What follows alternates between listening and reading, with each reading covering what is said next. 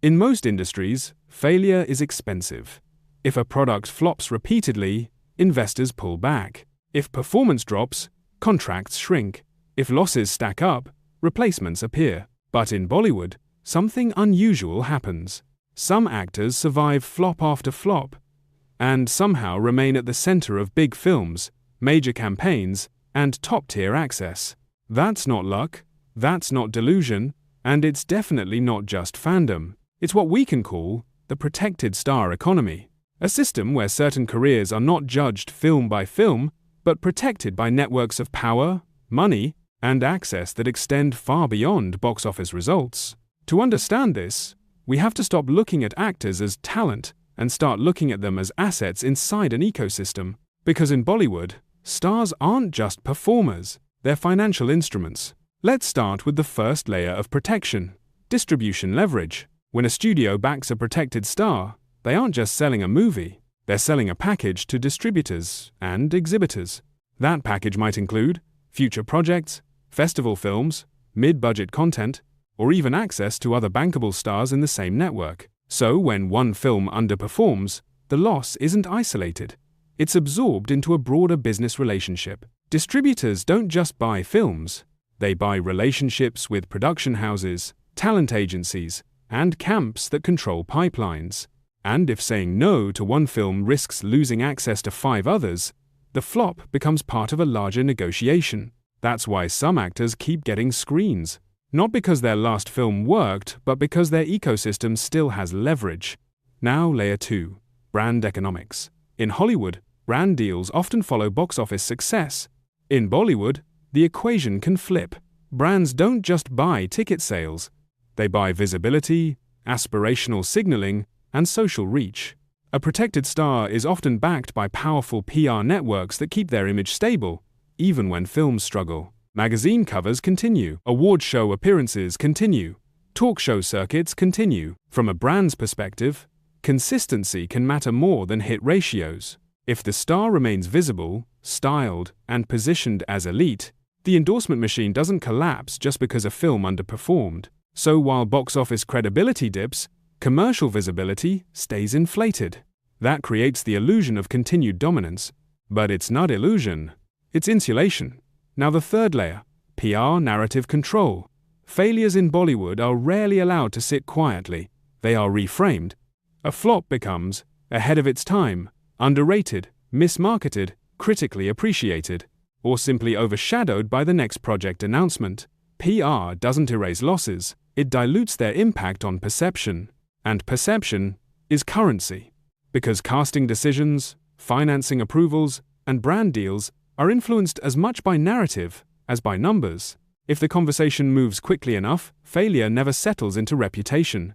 Instead, it becomes a footnote between comebacks. Now here's where the system gets even more interesting. Access as currency. Certain stars belong to what the industry informally calls camps. These are not official organizations. They're networks of producers, directors, financiers, stylists, PR agents, and legacy relationships. Being inside a camp means early access to scripts, priority consideration for projects, controlled media exposure, and protection during downturns. A struggling outsider competes for roles, a protected insider is offered them. Because the industry doesn't just reward success, it protects predictability. Producers often prefer a familiar, manageable star with weak recent numbers over a risky newcomer with strong momentum. Why? Because predictability reduces negotiation chaos. Known stars come with known teams, known expectations, known promotional behavior. That stability has value. So, even when films fail, the star remains a low uncertainty asset in a high uncertainty industry. And that's often worth more than talent spikes. Now consider career narrative arcs. Protected stars are rarely framed as declining. They are framed as evolving, experimenting, choosing different scripts, or making a comeback. Notice the pattern. The future is always emphasized. The past is softened, because the industry doesn't want to admit sunk costs. Too many stakeholders have invested too much financially and reputationally in maintaining the value of that star. So the system behaves like financial markets, propping up a too-big-to-fail institution. Collapse would damage too many balance sheets. So support continues. This doesn't mean these actors are talentless. Many are skilled, many deliver. But their survival during failure isn't purely merit-based. It's structural. Now contrast this with unprotected actors. Outsiders without camps, legacy backing, or leverage often face a harsher equation. One, underperformance triggers, fewer offers, smaller budgets, risk labeling, and reduced visibility. Their careers are judged transaction by transaction. Protected stars are judged portfolio style.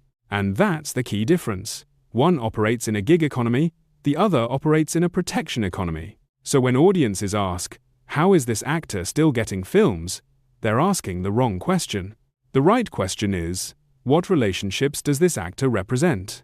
Because in Bollywood, stars are not just individuals, they are nodes in a network. And networks protect their nodes when failure threatens the system more than the individual. Eventually, protection has limits. Even the strongest insulation weakens if audience rejection becomes consistent and loud enough.